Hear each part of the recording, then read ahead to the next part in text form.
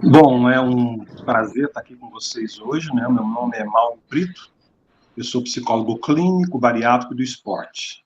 E a aula de hoje vai ser o acompanhamento psicológico do pacientes com diabetes.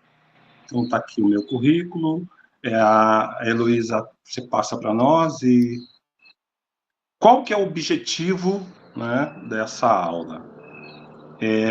A gente... Ok. A gente compreender os desafios emocionais enfrentados pelo paciente com diabetes e a importância também do suporte psicológico nesse manejo, né? Então, a gente sabe que o diabetes, é uma doença crônica que afeta milhões de pessoas ao redor do mundo. E existe o tipo 1, que geralmente se desenvolve na infância, ou adolescência, e o tipo 2, que é mais comum em adultos e frequentemente associados a fatores no estilo de vida. Ok? Ok. Qual que é a importância da abordagem multidisciplinar ou transdisciplinar? Para gente, para gerenciar o diabetes de forma eficaz, é essencial ter uma equipe profissional de saúde, de médicos, nutricionistas e psicólogos. Por quê? Porque cada um, na sua expertise, vai poder dar o melhor de si, vai poder trazer mais elementos para que o paciente se sinta seguro, né, se sinta tratável. Então, é importante ter uma equipe com todos esses profissionais. Ok. Quais são os desafios ao redor do diabetes? Né? O impacto emocional.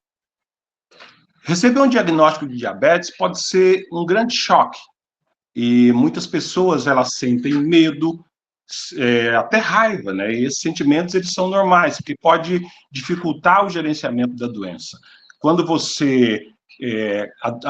como o diabetes é uma doença silenciosa, e muitas vezes as pessoas não sabem o que está acontecendo, a gente olha aquelas imagens, né, de membros, de pessoas com membros sendo amputados. Então, essa é a visão do indivíduo quando ele recebe o diagnóstico de diabetes. Então, por isso que é o choque, que é o medo, que é a tristeza e que é a raiva. Né? Ok. Na ansiedade e na depressão, ok. Tá, ansiedade, não, pode voltar, desculpa. Ansiedade e depressão. A literatura, ela fala que tem que ter quando mostra que os pacientes diabéticos têm uma taxa mais alta de depressão.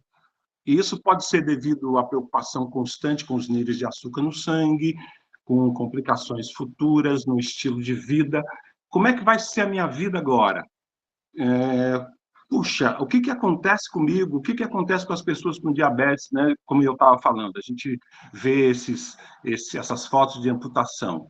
Então, a pessoa, ela entra num processo que ela não sabe o que vai acontecer, ela começa a pensar coisas e é onde desencadeia esse quadro de ansiedade e depressão. Estigma social. Infelizmente, né, há um estigma associado à doença crônica e alguns pacientes eles podem sentir vergonha, né, por ter diabetes, ter medo de julgamento nas escolhas alimentares. Então, antes você era uma pessoa que participava sempre de um churrasco, participava sempre de uma festa, você é aquela pessoa que ficava porque você gostava do bolo, então as pessoas já sabiam que você ia ficar porque tinha o bolo, tinha as guloseimas, depois você passa a não ser aquela pessoa.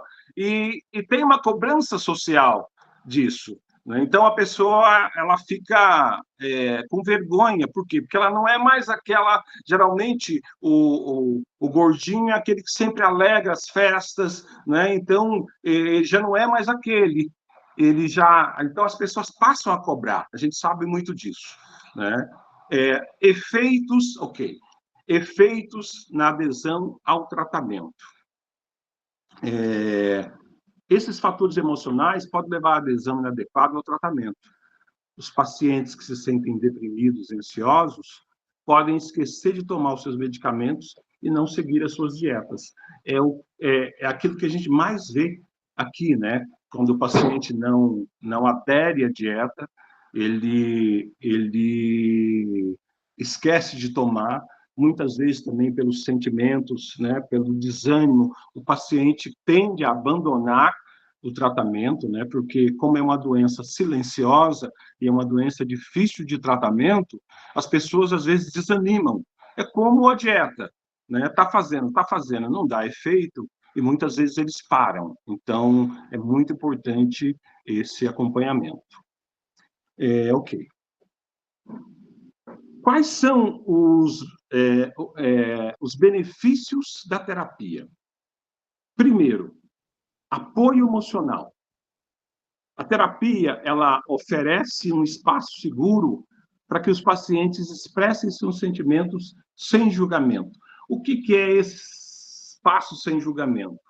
Toda vez que, principalmente na família, que você vai contar alguma coisa, alguma dificuldade sua, sempre tem alguém que tem uma experiência pior do que a sua. Às vezes, você de alguém que está narrando passa a ser ouvinte, né? Ou então tem alguém que tem um exemplo melhor para você, tem um medicamento melhor para você, né? Nós somos especialistas nisso, em medicar as pessoas. Então, o indivíduo, quando ele abre, quando ele fala, ele fica sem espaço e ele muitas vezes é julgado, porque ele não faz de um jeito que as pessoas gostariam que elas fizessem, né? Falar sobre diabetes pode aliviar o peso emocional que muitos sentem. Nós já falamos sobre isso, qual que é a importância de você ter um profissional, né? De você poder falar das suas dores, dúvidas e angústias para um profissional. Né? A estrutura do teu cérebro muda, quimicamente também muda. Então, você se sente mais seguro, você não se sente sozinho a ponto de poder dividir aquilo, de trabalhar todas aquelas questões emocionais que nós falamos ali anteriormente. E educação e habilidade de enfrentamento. A questão da educação, ela é tão importante que nós precisamos, assim, todo tipo de doença, principalmente as doenças que nós temos, é importante o paciente aprender que ele precisa dessa educação. Por quê? Porque senão ele quer se automedicar, ele quer fazer do jeito dele, principalmente quando não dá certo. Quantas vezes a gente vê pessoas que tomam medicamentos benzodiazepínicos, medicamentos receitados por psiquiatras, e elas simplesmente param e sem nenhum problema, sem nenhuma preocupação, né? Não tem noção do que aquilo pode causar de efeito colateral. Então, a educação é um dos principais pilares para a gente poder combater as doenças, principalmente as doenças crônicas. Então, os terapeutas ajudam os pacientes a desenvolver estratégias para lidar com situações desafiadoras. Por exemplo, como reagir a um caso de hipoglicemia, ou quando há uma mudança inesperada na rotina. E tem também a melhora na adesão ao tratamento, né? Pacientes que recebem apoio psicológico tendem a ser mais motivados e seguir seus planos de tratamento. A terapia ela pode criar um compromisso com a saúde, que é isso que é importante que os pacientes precisam ter, porque a maioria dos pacientes, quando não tem educação devida, eles não têm compromisso, não aderem porque não sabem dos efeitos colaterais e das consequências de não aderir a um tratamento. Tipos de terapia. Eu trouxe esses 4 tipos aqui, que nós já falamos um pouco, vou falar rapidamente sobre eles, né? A terapia, a TCC, terapia cognitivo-comportamental, ela é uma abordagem eficaz que ajuda os pacientes a identificarem a mudança de padrão de pensamento. Por exemplo, alguém que aprende, a pessoa fala assim, olha, eu não vou conseguir, a pessoa ela tem esse pensamento de tudo que ela intenta, ela não consegue. Então, através da terapia, ela vai poder mudar a forma de pensar, né? Eu estou fazendo progresso todos os dias, eu vou conseguir, eu vou vencer essa doença não me pertence. Então, essa terapia, ela ajuda a mudar os padrões de pensamento do paciente. Terapia em grupo. Participar de grupos terapêuticos permite que o paciente compartilhe experiências semelhantes, e isso cria um senso de comunidade e de apoio mútuo, mesmo porque quando o paciente traz uma experiência, principalmente uma experiência de vivência, e que ele venceu, aquilo contagia as pessoas, aquilo faz com que as pessoas falem, puxa, aconteceu com ele, então acho que eu vou colocar em prática isso, ela vê que é possível. Então, a terapia em grupo ela é fantástica nesse ponto, porque um ajuda a impulsionar, né, o outro, um ajuda a mudança de pensamento do outro. Tem a terapia familiar, que envolve membros da família no processo terapêutico, e isso ajuda a educar todos eles, né, sobre a diabetes e promove um ambiente mais compreensivo em casa. Eu tenho trabalhado com pacientes bariátricos e, assim, a dificuldade da maioria dos pacientes é com a família, né? Porque a família, muitas vezes, ela não adere ao tratamento. E na diabetes também é assim, né? Porque muitas vezes o paciente não pode mais, ele precisa diminuir os níveis de açúcar e em casa as pessoas fazem aquelas comidas, fazem e não coopera, né? E tem muita gente que fala, não, come só um pouquinho, tudo bem, puxa, você também está muito chato, né? Isso atrapalha. Então, a família ela precisa também ser educada, ela precisa ser orientada para que o paciente possa ter uma boa adesão. Bom, ok. O que fazer quando o paciente traz a mesma... Eu trouxe esse vídeo porque, ao longo do tempo, eu gostaria de que mostrasse para todos nós, assim, principalmente para os R1s, né, como que é a visão de homem e de mundo das terapias. Principalmente porque, quando a gente, por exemplo, nós estamos aqui na Unifesp, então a gente tem um grupo fantástico aqui, então facilita muito o acompanhamento transdisciplinar.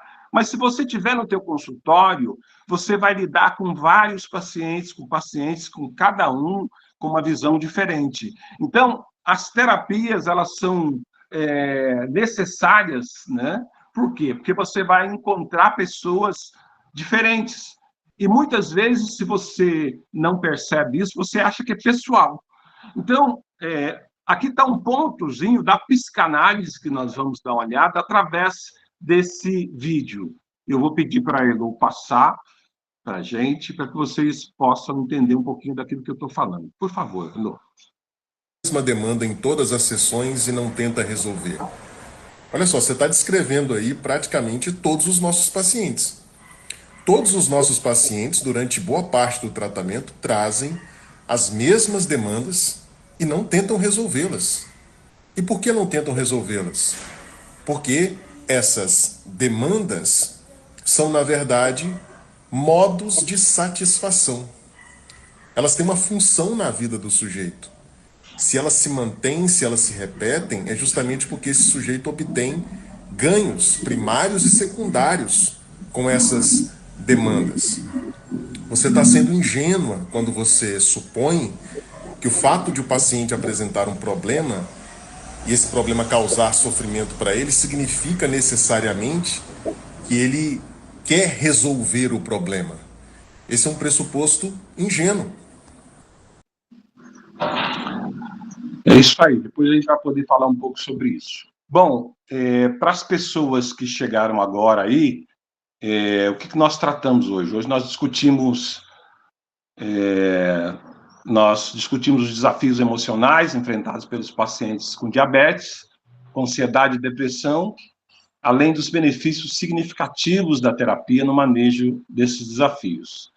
E também a importância do suporte psicológico, né? O cuidado psicológico é tão essencial quanto o tratamento físico para garantir uma vida saudável e equilibrada, né, para as pessoas com diabetes. E é sempre bom nós, como equipe transdisciplinar, né, fecharmos num ponto que é fazer com que o paciente entenda que buscar ajuda não é sinal de fraqueza, mas é um passo importante para cuidar da sua saúde mental e física.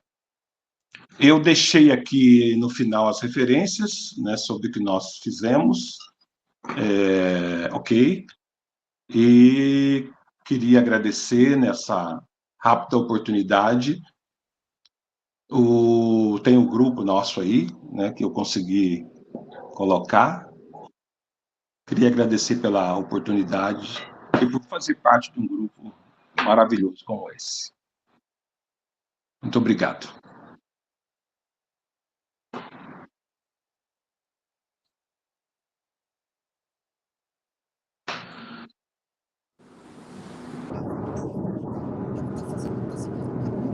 Oi, Mauro. Oi. Tá pequeno aqui. Parabéns, viu? Obrigado, querida. Eu achei extremamente importante esse tema para a gente da endócrina, né, um dia a dia, né? E principalmente com os pacientes diabéticos tipo 1, né, eu tenho muito problema da família não entender que ela é extremamente importante no acompanhamento e condução dele. E eles precisam fazer acompanhamento.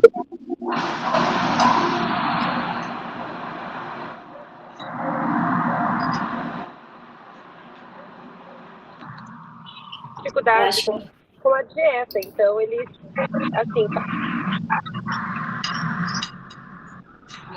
a bomba de insulina, né, eu não conseguia ter controle, ele começou a ganhar peso, assim, assustadoramente.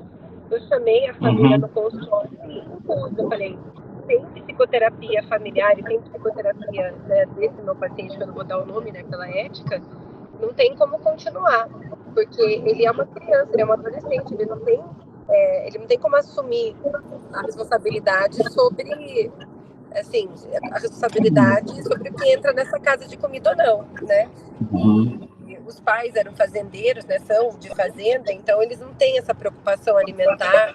Eu até, inclusive, me ofereci para fazer uma consulta para eles também, para melhorar a alimentação da família toda, né? Para ver se eu conseguia botar um freio ali naquela situação, né? Porque a insulina é mais doce, mais calórica de peso, né? E, assim, acho que você falou também do estigma, né?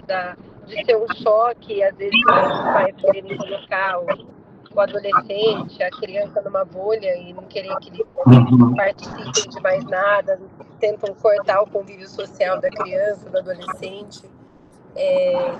E eu percebo, assim, que todos os meus pacientes, assim, na verdade, a grande maioria, tipo 1, precisa ter um acompanhamento psicológico eterno. Ele tem que estar sempre trabalhando essa parte psicológica por N motivos. As mulheres, na hora da maternidade, é extremamente importante, porque é totalmente possível elas serem mães e serem como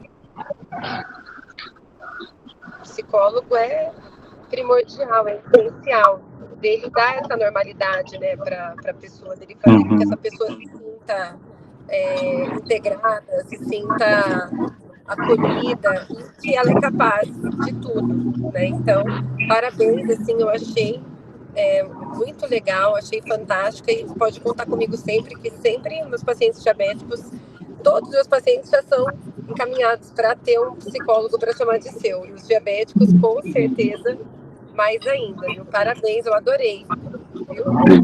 Parabéns mesmo.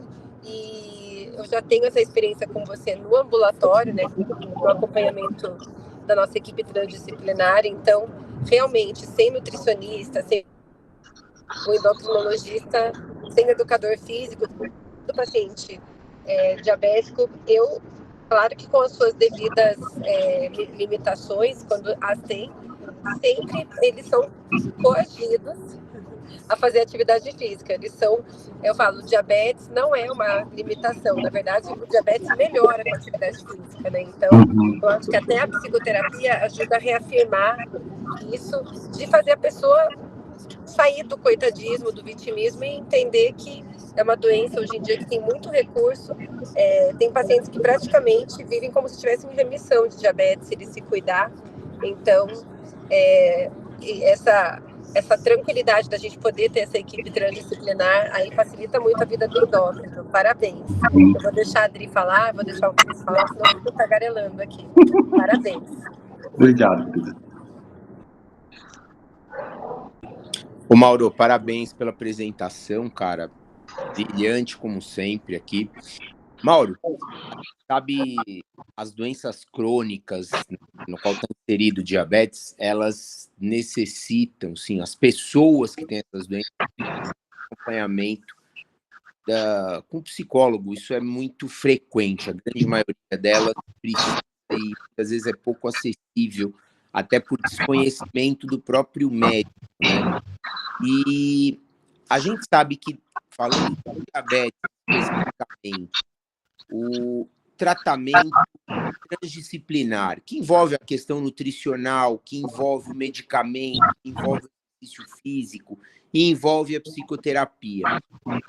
Existem números palpáveis, evidências, né, artigos que mostrem que, por exemplo, do mesmo jeito que o medicamento melhora a hemoglobina glicada numa média em 1%, o exercício a gente sabe, depende se é resistido, se é aeróbio, reduzida de 0,5% a 0,7%. Existem estudos que mostrem números assim, os pacientes que fazem psicoterapia, acompanhando aí, múltiplo ou transdisciplinarmente, quanto que eles melhoram de controle glicêmico? Se existem estimativas de redução de risco de complicações crônicas associadas ao tratamento psicológico. Olha só, em relação a isso, eu não sei te dizer porque não é uma área que eu aprofundo muito, mas assim, eu até estudei no meu... tem um autor que eu estudo muito, que é o Pérez, né? Então, eu não sei se eu já falei sobre ele aqui, o que ele, em relação à terapia. Tanto que esse artigo que ele fala que muda quimicamente o cérebro, né? Eu tirei desse artigo. Eles fizeram um experimento que, assim, eles fez neuroimagens, eu vou até para um outro caminho que eu domino mais, né, glicemicamente eu não sei. Mas, assim, eles fizeram neuroimagens dos cérebros dos pacientes. Depois, ele colocava os pacientes para fazer a terapia, para falar das suas dores, das suas angústias, das suas dificuldades, e ele depois fazia outra neuroimagem. E o que ele identificou? Que tem uma mudança química e estrutural no cérebro daquelas pessoas, mostrando a eficácia do acompanhamento psicológico, do paciente poder falar sobre isso, poder falar das suas dificuldades em relação a isso. Esse é o artigo que eu posso dizer da mudança, da eficácia da terapia. Né? Mas eu vou até pesquisar sobre isso e, num outro momento, eu trago essa informação. Mauro, perfeito, obrigado. Na verdade, é mais para a gente ter uma maneira mais pragmática, mais concreta, aprender no bom sentido e entre aspas, para os outros profissionais da saúde, cara. Olha, o paciente que vai fazer a psicoterapia, além de ele melhorar a qualidade,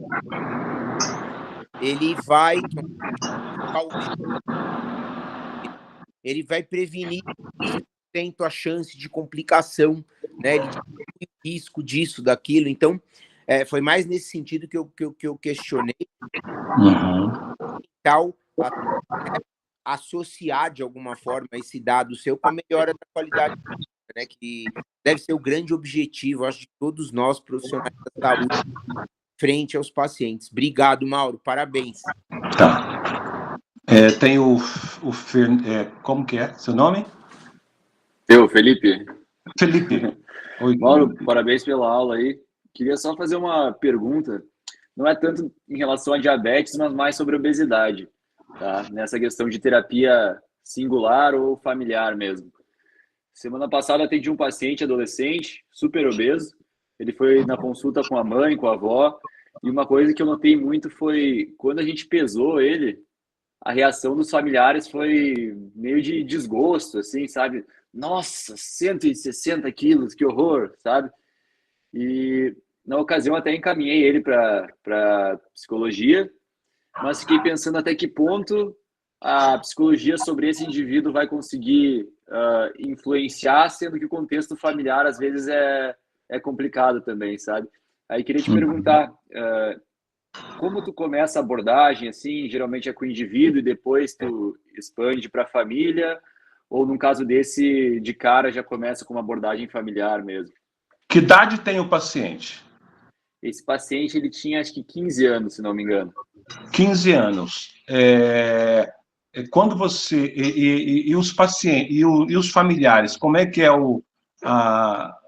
como é que eles são? Eles são obesos? Como é que... Não, nesse contexto era só o paciente mesmo. Tinha uma questão também de autismo envolvida ali que acho que facilitava para a obesidade dele.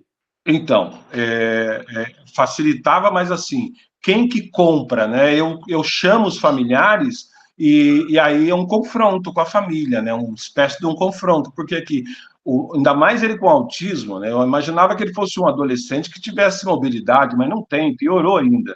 Porque quem que compra a comida? Você entende? Então, são os pacientes, eles é que dão as coisas. E aí depois deixa a responsabilidade toda em cima do menino, apesar que essa forma também é uma forma da família, né, aliviar o peso ali, porque eles sabem que a responsabilidade é deles, né? Por isso que tem essa reação. Mas primeiro é o confronto com a família, é isso que a gente está falando, do apoio familiar. Se a família não adere, como é que o paciente, ainda mais ele com grau de autismo, vai aderir, né? Então ele come o que dá para ele, né? Então, precisa ver como é que é a dinâmica em casa, como é que, se o paciente ele tem crises, como é que eles aliviam a crise, se é com comida, qual é a importância do alimento na vida desse garoto, como é que é trabalhar do alimento, se é para aliviar a tensão, se é só para alimentação, isso tudo tem que ser levado em consideração, porque quem tem que fazer uma mudança é a família, é quem dá o alimento, nesse caso. Entendi, obrigado. Tá? Perfeito, parabéns, Mauro, pela palestra, foi ótima, super aplicada, né? Então, conforme tu ia falando, eu fui identificando várias questões que a gente vê na prática, mas uma que vale destacar, a Tati comentou da questão, né, do diabetes tipo 1, que tem muita relação com a família e tudo mais, mas eu também percebo pacientes encaminhados com diagnóstico de diabetes tipo 2, né, diretamente pelo endócrino, enfim, num primeiro momento, e ele chega para a Nutri, mas a reação dele é negar aquele diagnóstico. Então, porque para ele aquilo é muito doloroso naquele momento, né? Ele vai ter que abrir mão de muitos hábitos que para ele muitas vezes são compensatórios, principalmente com a questão do doce. Então, assim, mais de um paciente eu tive que trabalhar muito em conjunto com a psicóloga, né, no caso aqui, para que a gente pudesse promover algumas mudanças que eram muito necessárias. Então, a gente estabeleceu, assim, níveis de intervenção, o que era mais urgente, né, e depois outras metas mais distais, mas em conjunto, porque inicialmente o paciente tende a negar, né, dizer não, mas mas eu posso comer um doce, sabe? Então a gente teve que trabalhar algumas questões. Sim, tu vai poder comer um doce, mas a gente vai ter que então reduzir a quantidade de açúcar. Vamos ver em que momento que tu vai consumir. A gente teve que fazer um trabalho bem diferenciado, né, digamos assim, de uma forma bem transdisciplinar, para que a gente pudesse realmente promover alguma mudança naquelas pacientes. Depois de um tempo, né, foi passado esse primeiro momento de negação e tudo se tornou mais fácil. Mas só para exemplificar, se tu quiser falar um pouco mais sobre isso, como é importante, né, essa proximidade dos profissionais e também do endócrino, do educador físico, porque realmente o diagnóstico do diabetes tem, assim, um caráter de um impacto muito grande na vida, né, tanto, né, de uma criança, do adolescente, como de um adulto que, teoricamente, sabe que já está tendo alguns hábitos inadequados, mas que, mediante o diagnóstico, vai ter que mudar. Então, se quiser falar um pouquinho mais sobre isso. Elô, quando a gente... O açúcar, né, por mais que nós é que estamos estudando, a gente sabe que é um veneno, né, ele está em todo lugar, ele está nas festas, está em tudo, né? Então, quando o indivíduo ele fala assim, olha, ele pensa que ele não vai mais poder comer como ele comia antes, né? A relação da comida é uma coisa incrível, né? Eu até pouco tempo teve uma paciente que ela deixou de fazer terapia e voltou agora, porque ela, no primeiro momento, ela brigou, porque ela, na cabeça dela, não, ela não poderia parar de comer, ela tem que vivenciar aquilo, ela tem que viver, sabe? Parar de comer para ela era deixar de viver. Então, a gente se apega muito nisso. Por isso que tem aquele choque, tem a raiva. Porque como é que você vai fazer?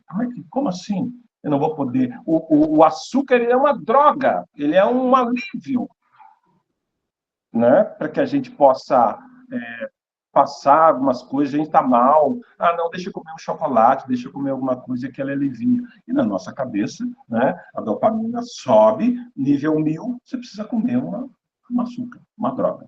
Então, quando tira isso, tem todos esses momentos todos esses sentimentos, né, de ansiedade, depressão, é um choque, sabe? O indivíduo fica com raiva, né? Na adolescência, mais ainda. O adolescente é um pouco mais difícil de trabalhar isso, porque ele está no momento de formação, né, de crescimento, está no corpo. Então, para ele, tudo é experiência. Então, ele não quer, ele quer isso aí. Por isso que é difícil a adesão no tratamento. Mas a equipe transdisciplinar, cada um vai falar a mesma linguagem.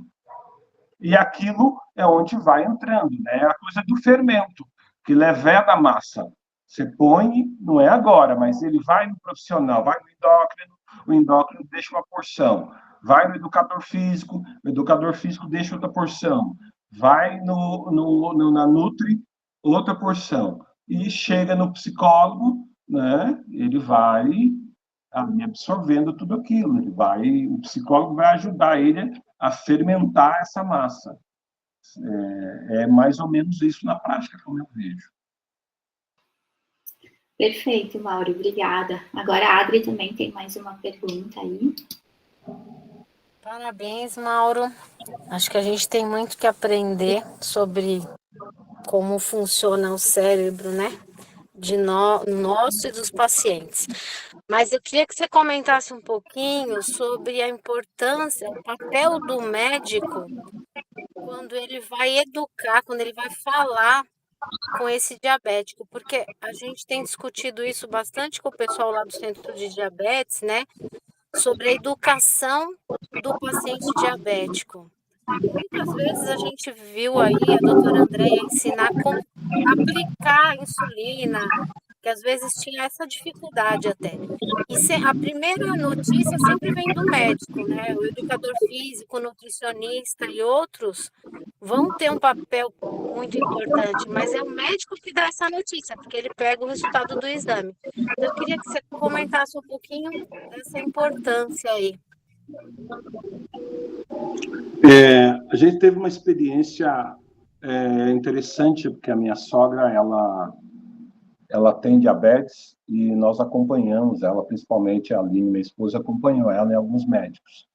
E aí a gente vê a diferença de um médico para o outro, como ele dá o diagnóstico da doença. Alguns preparam o paciente, né? Porque é importante você dar o diagnóstico, mas mostrar o norte para o paciente que é possível ele sair dali para combater essa doença.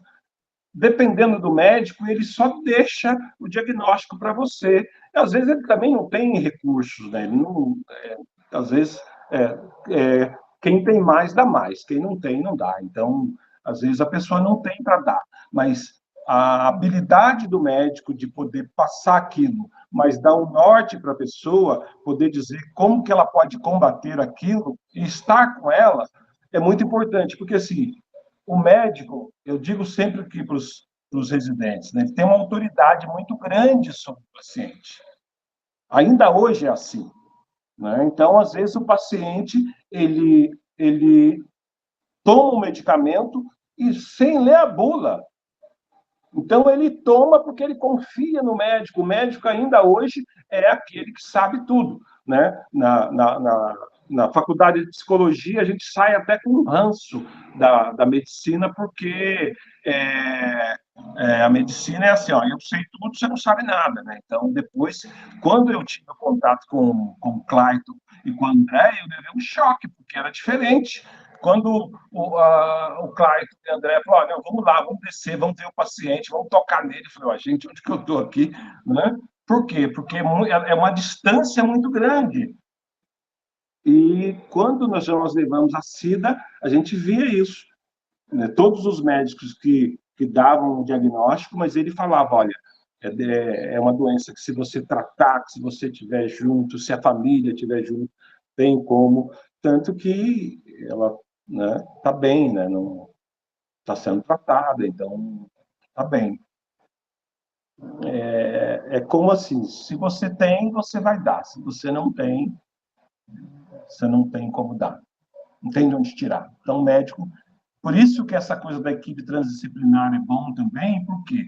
Porque todos nós aprendemos aqui como falar com o paciente, né? Como encaminhar, sabe? Qual que é a necessidade que eu tenho de encaminhar para o endócrino, né? Muitas pessoas não sabem qual que é a necessidade de se encaminhar para o endócrino.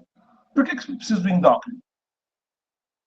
Né? Então, é melhor, não, vai num endócrino, vai num médico específico, ele vai te ajudar nesse ponto. Mas por que você tem que ir numa nutricionista? A gente só vê isso depois que você está na área da saúde.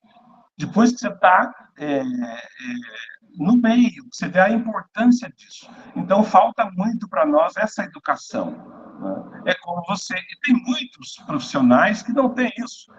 Você vai lidar com um médico, às vezes ele está fumando. Então, é difícil você esperar muita coisa, né? Não é uma questão de preconceito, é uma questão de um conceito prévio. Entende?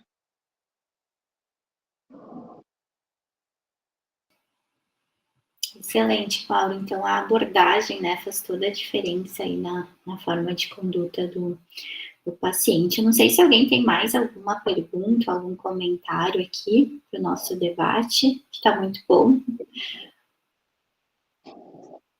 Então, acho que tu quer fazer aí um fechamento, Mauro, para a gente encerrar nossa...